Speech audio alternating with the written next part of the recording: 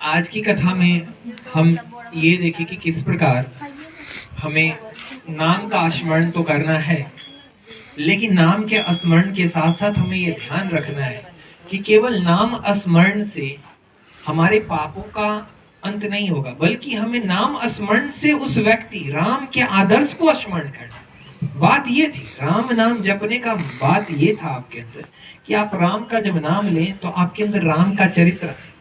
तो आप देखिए कि राम ने कैसे दूसरे की भलाई के लिए अपना जीवन न्यौछावर कर दिया, तो आप दूसरे की बुराई नहीं कर सके, इसलिए राम नाम बोला गया कि आप राम नाम जपिए, इससे आपके अंदर वो भाव आएगा। लेकिन अब राम नाम तोते के तरीके से अगर राम नाम रटते रहे, माला फेरते रहे और फिर दूसरों की बुराई सोचते रहे, तो उस राम नाम का वही सा ही अर्थ हो जाएगा जैसे रावण रूपी आदमी अगर शंकर की पूजा करता रहे और बाहर में क्या करता रहे, स्त्रियों का अपमान करता रहे, दुष्चरित्र करता रहे और अंदर में शिव की भक्ति करता रहे, तो भी राम उसको फिर सजा क्या करेंगे, सजा मिलेगी। तो हमें अपने आचरण में पूजा जो हम करते हैं, क्या करते हैं आप लोग पूजा में, आप लोगों ने एक बना लिया होगा, एक शेड्यूल बना लिया होगा कि पूजा में ये चीज का पाठ कर लेना। अब मान लीजिए कभी आपके पास समय कम रहा, एकदम एकदम एक सांस में शुरू करते खत्म करने लगता है कि जैसे ये क्या है, एक तरीके का रूटीन है, या कोई पीछे डंडा लेके खड़ा है कि अगर नहीं इतना पढ़े तो अगर आप हनुमान चालीसा का पाठ करते हैं तो आपको लगता है कि हनुमान चालीसा छूट रहा है, इसको भी कर लेना 5 मिनट में या 2 मिनट पूरा एकदम बिना सांस लिए एकदम जय हनुमान ज्ञान गुण सागर जय कपीश पूरा एकदम, उसमें हनुमान जी याद भी नहीं आ रहे, याद आ रहा है कि ट्रेन छुट्टी जा रही है, याद आ रहा है ऑफिस छुट्टी जा रही है, लेकिन जय हनुमान ज्ञान गुण सागर। अब आप बताइए मुझे वो हनुमान चालीसा कितना फल देगा? लेकिन आपके मन में एक तसल्ली हो जाएगी, हाँ हनुमान जी का मैंने क्या कर दिया पूजा, अब काम तो हो ही जाना चाहिए। हनुमान चालीसा पढ़ के जो निकले हैं तो काम में बाधा कैसे पहुंचेगी? जब हनुमान जी जहाँ वहां कोई बाधा आती है क्या? राम जी के पथ में आई हुई बाधा को तो हनुमान जी दूर करते हैं, फिर हम लोग की तो बाधा कुछ बाधा ही नहीं है, हनुमान जी के नाम से क्या हो जाएगी, दूर हो जाएगी। तो किसी तरीके से कोटा क्या कर लो, पूरा कर।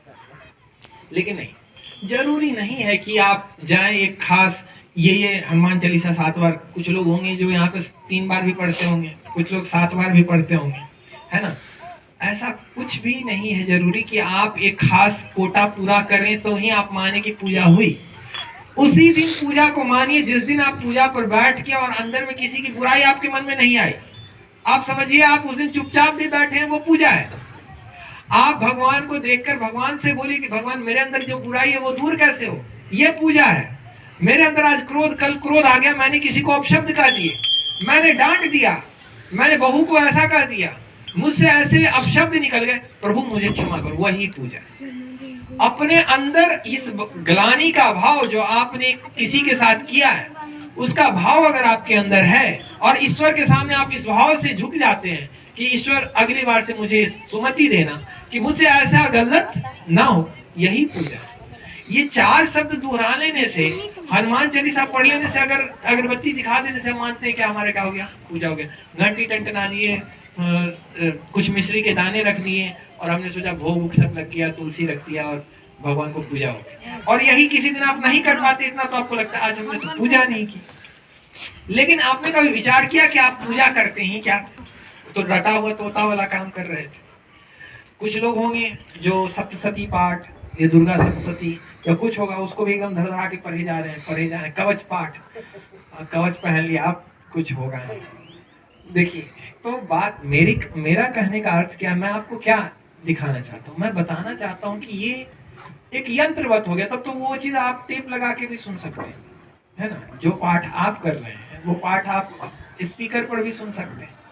तो फिर आप में स्पीकर में अंतर क्या है कि एक चीज दोहराया जा रहा है। तो ईश्वर के पास आप अब से जब भी बैठे तो इस बात में ना बैठे कि आज जो है सो मुझे ये हनुमान चालीसा 7 बार पढ़ लेना तो मेरा पूजा संपन्न। बस इसलिए बैठिए कि आपने कल क्या बुरा किया, आप स्मरण कीजिए और कि ईश्वर मैंने उसकी सहायता कर, अगर मैं कर पाई या मैं कर पाया तो ये आपकी असीम कृपा थी। और मुझसे अगर कहीं अपराध हुआ है तो उसकी क्षमा वहीं आप, हो सकता है कई बार हम नहीं क्षमा कर पाते। जैसे मान लीजिए कि अगर आप सासू हैं तो आप अपनी पुतों से जब क्षमा मांगी नहीं हो पाए, अहंकार आ जाता है, अब एक शिक्षक, आप सोचिए, शिक्षक अगर विद्यार्थी को डांट दे बिना मतलब के, लेकिन अब क्या शिक्षक को यह एहसास भी हो तो क्या विद्यार्थी से क्षमा मांगे? अहंकार, मैं शिक्षक होकर क्षमा कैसे? कोई पिता ही अपने पुत्र को बहुत डांट दिया, अहंकार, अब क्या पुत्र से कहेगा क्षमा कर दो बेटे? तो अहंकार तो हम नहीं कर सकते। चलिए, ये मानव स्वभाव है, इसमें कुछ ऐसा नहीं समझने का है कि मानव स्वभाव है, अहंकार है हमारे अंदर, ठीक है। लेकिन ईश्वर के सामने आप ये बात तो रख सकते हैं। ईश्वर आप में सहायक क्यों है आपके लिए? क्योंकि ईश्वर, आप कोई भी बात उसके सामने रखें वो सब सुनता है। आप उसको कुछ अच्छा कहें, बुरा कहें, वो जवाब नहीं देता है।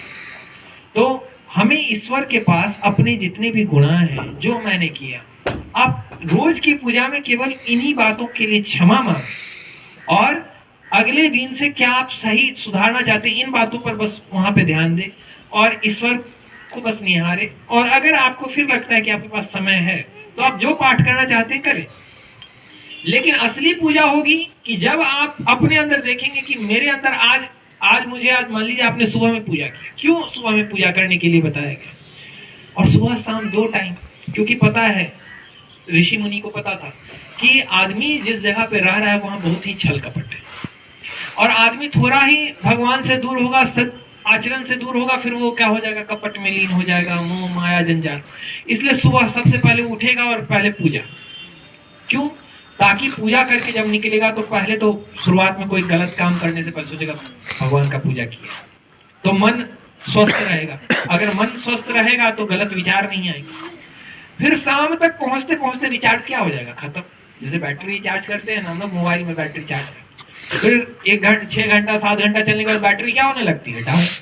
वैसे ही पूजा करके आपने अपने मन को चार्ज किया कि हमें आज सब अच्छे अच्छे काम करने हैं, ऑफिस में किसी को डांटना नहीं है, घर में किसी को डांटना नहीं है, कोई से किसी से कुछ गलती हो जाए तो प्यार से आपने ये सब संकल्प लेना है। पूजा के लिया, उठे 2 घंटा 3 घंटा, धीरे धीरे संकल्प टूटेगा, गुस्सा भी है। फिर शाम में पूजा का प्रावधान किया, फिर शाम में ईश्वर को जैसे ही आप याद करेंगे, फिर क्या, वो गलती हो गई, क्रोध नहीं करना चाहिए था, अब शब्द नहीं कहने चाहिए थे।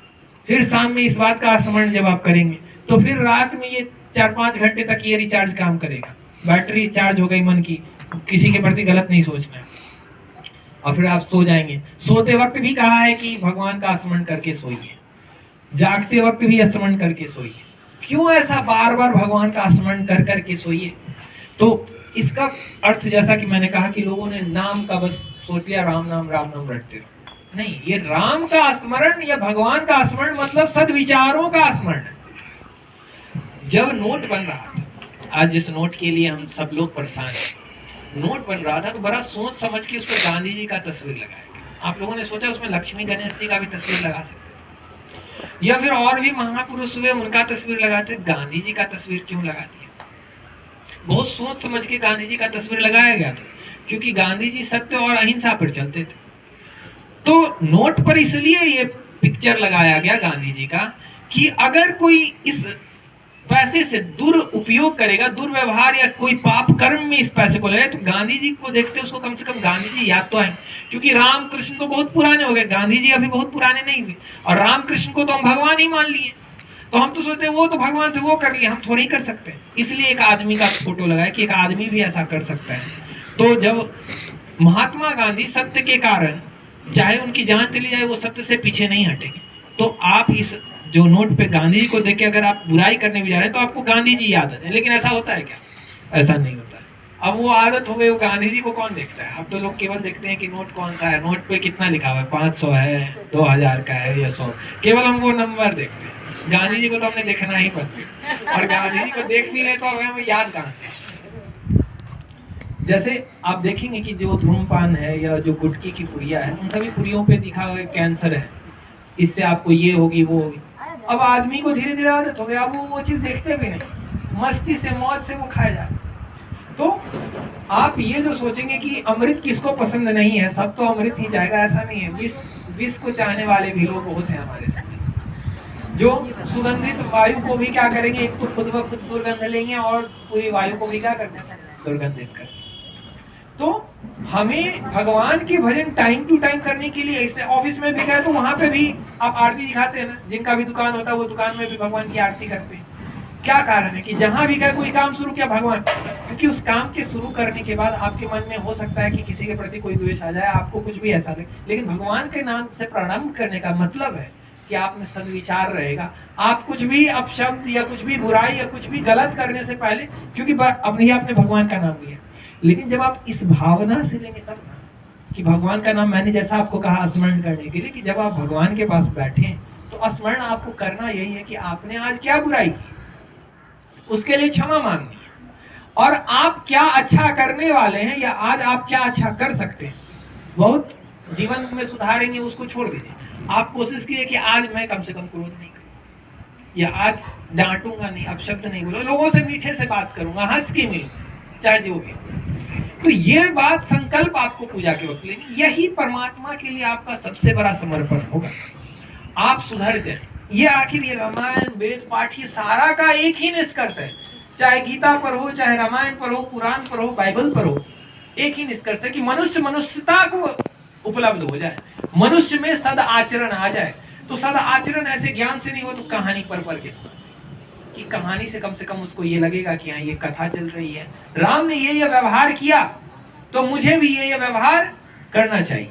हम दूसरों का अनुकरण करते हैं, हमारे अंदर स्वभाव से ही क्या होता है, अनुकरण की भावना होती है। बहुत कम ऐसे लोग हैं जो अनुकरण नहीं करते, नहीं तो हम समाज में आपने अक्सर देखा होगा, आप बच्चों को भी क्या कहते हैं, देखो पड़ोस का लड़का कितना पढ़ रहा है, पड़ोस के बच्चे का नंबर अच्छा आ रहा है, वो बहुत अच्छा है, तुम अच्छे नहीं। हम हमेशा दूसरों से क्या करते रहते हैं, तुलना करते।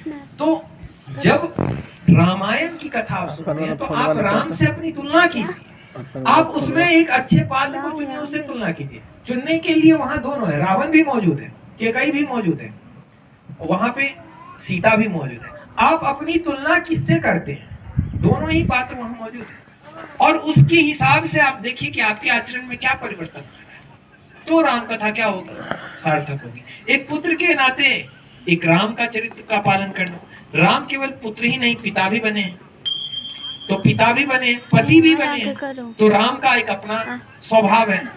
उसी तरीके से सीता केवल एक पुत्री नहीं है जनक की, वो पत्नी भी है, वो आगे चल के माँ भी बनती है। उनके इस गुणों का हम किस आधार पर उनका अनुसरण करें, ये अनुसरण करने के लिए ही तो ये कथा सुनाई जाती है। इस कथा को सुनने का एकमात्र कारण यही है, ये सुनाने का, कि आदमी इसके अनुसार अपना एक पात्र चुने और उस पात्र के आधार पर क्या करे, चले। अब वो कुछ भी चुन सकता है, मैंने जैसा कहा कि इसमें चुनने के लिए ऐसा नहीं है कि किसको चुनिए, या अब आपके विवेक पर रावण को चुनना चाहते हैं या राम को चुनना, आप सीता को चुनना चाहते हैं या कि आप मंथरा को चुनना चाहते हैं, यह आप पर निर्भर है। लेकिन इन दोनों के चुनाव का क्या परिणाम है आपको अभी अपने जीवन में नहीं पता चलता, लेकिन राम कथा के माध्यम से यह पता चलता है कि रावण ने जो व्यवहार किया उसका अंजाम क्या, राम ने जो व्यवहार किया उसका अंजाम क्या। तो अब आप उसके अनुसार अपने आप को ढाल सकते हैं, अपने आचरण में सुधार। अब आपको कैसा बने, तो ये कहानी ये बात की शिक्षा देती है कि हमें अपने जीवन में कैसे आचरण करना है, दूसरों के साथ कैसा व्यवहार करना है, यही तो सिखाती है इस कथा में। और क्या विशेषता है भगवान के प्रति जो राम के प्रति बार-बार जो राम नाम का, इसका कारण यही है कि आप राम के आचरण को देखिए। राम किस विकट परिस्थिति में भी सत्य का साथ नहीं छोड़ा, धर्म का साथ नहीं छोड़ा। हमें भी अपने जीवन में कठिन से कठिन परिस्थिति है, धर्म का साथ नहीं छोड़ना चाहिए। जहां हम धर्म का साथ छोड़ेंगे पाप होंगे, इसलिए धर्म का साथ हमेशा देते रहेंगे। बोलिए जय श्री राम, सियावर रामचंद्र की जय।